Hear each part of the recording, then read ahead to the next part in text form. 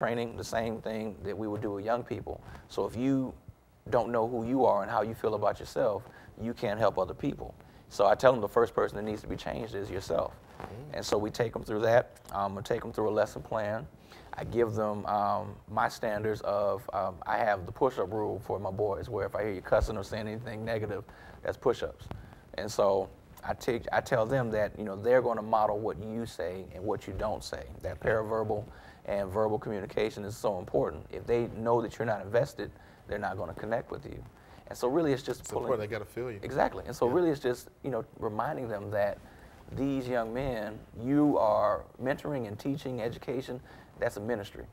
And so when you are mentoring someone, they're opening themselves up to you and trusting that you're going to do what you said. Let me piggyback here for a second. You mentioned a powerful point, and you represent, you know, kind of the work that we do, a new brand of minister, and that is one who is ordained, and you do preach in the church, but then you work in the community and the schools, and have entities that are, quote, secular. Right. They can be set up in a public school. How do you manage that, the sacred and the secular roles that you play? You're a student here, you're working for the University of Michigan, you have a program at Eastern, you have programs in the school, you preach on Sunday. How do you manage that, and how do you? Well, quite simply, Christ didn't preach behind a pulpit. Praise the Lord. And so wherever he went, the church went. And so that's the philosophy I have. You know, the kingdom of God is in us, and not to preach, but wherever I go, those principles and those values follow me. And so it's a delicate balance, but in essence, you know, the principles can be applied in the church as well as in the marketplace, the educational arena, political arena. It's those values. And so that's what I teach them. They get it after a while that it's Bible, because it clicks something in them. That this is something that I know or I'm familiar with. And so that balance is that I'm not tethered to a pulpit.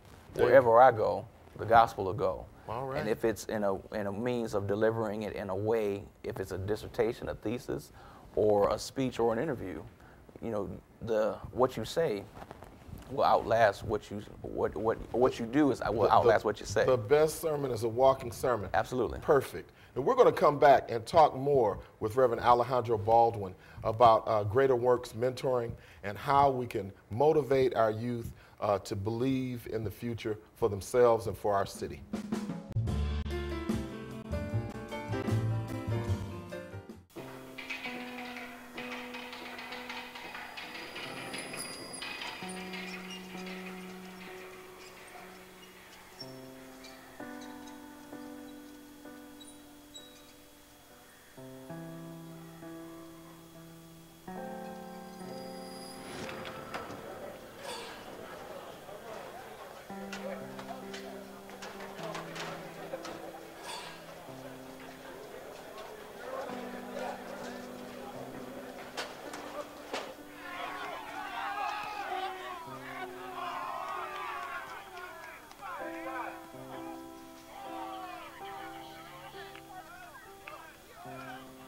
Go to jail for a gun crime, and your family serves a sentence with you.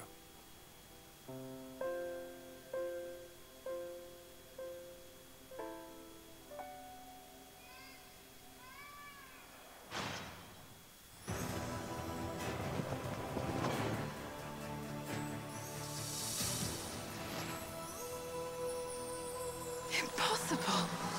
When you open a book, you can explore new lands, meet new friends, and discover new adventures. There are amazing possibilities when you open your mind to reading.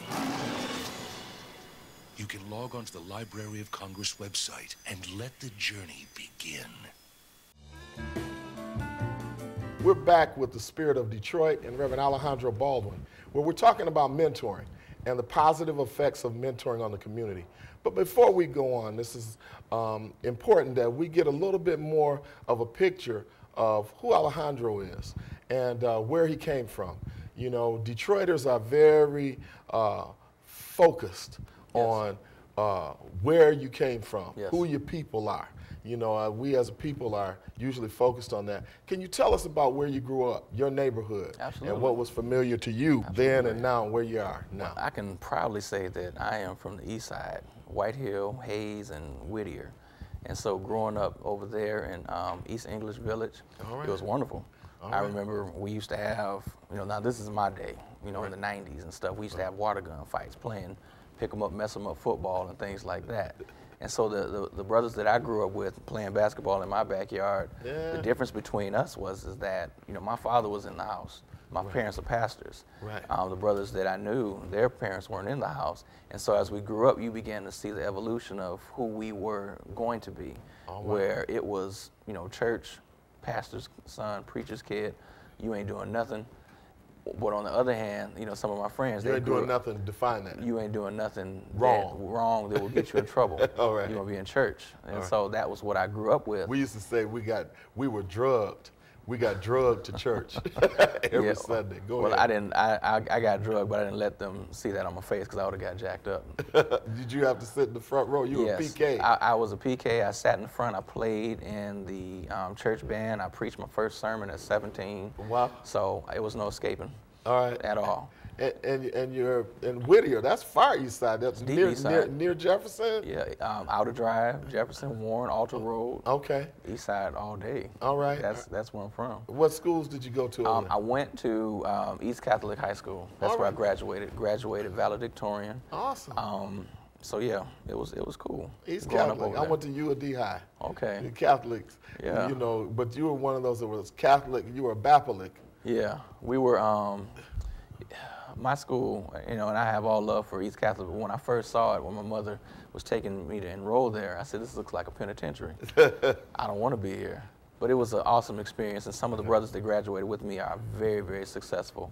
And so I'm proud to say that I graduated with a class of men and women who are extremely successful in whatever, you know, the functions and areas of life that they're in. All right, now let's talk more about these mentoring programs. When you set up a mentor, we know why you got into it, and we know the spirit of why you do what you do, more of a vocation and a calling. Yes. Let's talk about what an average session is like that you're doing here for leadership development. And you talked about some of the principles. How long is it? How often do you meet with these young men? What is their age group? And if a mother or parent is out there and they'd like to get a kid in one of your programs, how would they go about doing it? Okay. Well, a session typically ranges from maybe 40 minutes to an hour. And so what I believe in doing is we coined a phrase called cooperative leadership, where we work as a team. I'm at the end of the day, I'm the boss. But during the sessions, I want the young men to model our behavior, so we're all equal. So what one person does affects the other. So if I'm not saying it, it doesn't mean that it shouldn't be done if someone else is saying it. And so we emphasize group mentoring, where it's teamwork, where I teach them that you're a family, you're brothers. So what you do can affect your brother and the outcome of the group, because we're a family. And so in starting the program 6 or 7 years ago, that mentality has developed where we started off with a core of 30 young men, and we have at least, I want to say 15 to 20 of those young men who I'm still in contact with, who most of them have graduated, and a small percentage of them are now, they have paid jobs in the programs that they grew up in, mentoring younger men. And so we want to, it's a discipleship. And so the mentoring sessions consist of the main activity, and that can incorporate a lesson, a physical outlet type of lesson, just to calm them down. And then the meat of the message of the day. It's kind of like a sermon, how we set it up like a church service. So praise and worship is more so the physical activity. You can get off your feet. Then the message is what I have to say. Then the activity or the reflection piece is where it may be interviews. It may be doing a personal identity wheel, social identity wheel. And then lastly, that reflection or benediction is where I call it the Selah moment, where they're journaling. And so I want them to write out their thoughts, write out how they feel, whatever the question is or whatever they want to write. And so we keep a record of that. So I have journals that are 6 years old. And so I've seen 8th graders evolve into, you know, seniors, and I have on record, you know, how you've grown and developed. All right, awesome. Now, when you do that, so you have a format. I think your program is awesome. Thank you, All right, sir. we've looked at, you know, what it is, where it is, and what you do. Would you tell people how they could get in touch with you with Greater Works Mentoring? Because you also do consultation, you set up programs, you know, as do I. Look into that camera and give your website and phone number, how they could contact you. Sure. My website is www.gwyeleadership.com. The email address you can get me at is acbaldwin, that's ACBALDWIN, at gwyeleadership.com. Working on the 1-800 number. All right, all right. Well, this is Dr. Ural Hill with the Spirit of Detroit, and we've been here today with Reverend Alejandro Baldwin, the founding president and executive director of Greater Works Mentoring. And we've had a wonderful time. It's been like we were just, you know, sitting up, breaking bread together and you know, having a coffee. Absolutely. All right, all right. And I really appreciate not only the information that you shared, but I think that we have had the opportunity to share some information that'll be of benefit to people. We want you to continue to tune in and watch us here at the Spirit of Detroit. We're going to be interviewing in our next segment Ms. Donna Williams, the director of the Brightmoor Community Center. And we hope to bring you programming that will not only lift your spirits, but give you some food for thought and some actual activities that you can get your young people or your family involved in. Here in Detroit, we have this big statue in front of our city-county building called the Spirit of Detroit, and it says, where the Spirit of the Lord is, there is freedom. So God bless you. We look forward to seeing you again on our next segment here at the Spirit of Detroit.